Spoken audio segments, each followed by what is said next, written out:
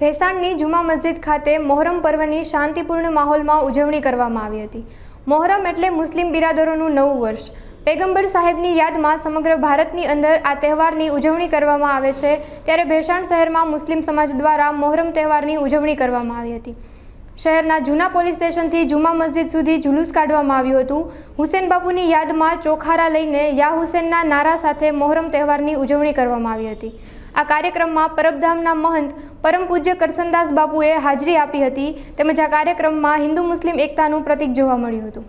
જ્યારે અહીંયા ઇમામે હુસેન રદિયલ્લાહુ તાલાની યાદમાં જ્યારે તાજિયા અહીંયા પળમાં આવે છે, ત્યારે હિન્દુ મુસ્લિમ બિરાદરો પોતપોતાની માનતા જે માનેલી હોય છે એ અહીંયા ચડાવવામાં આવે છે અને ઘણા પણ હિન્દુ સમાજના લોકો દ્વારા અહીંયા માનતા માનવામાં આવે છે, તેમજ શ્રીફળ તેમજ અહીંયા આવી અને દરેક કોમી એકતાના લોકો અહીંયા આવી અને શીશ ઝુકાવવામાં આવે છે।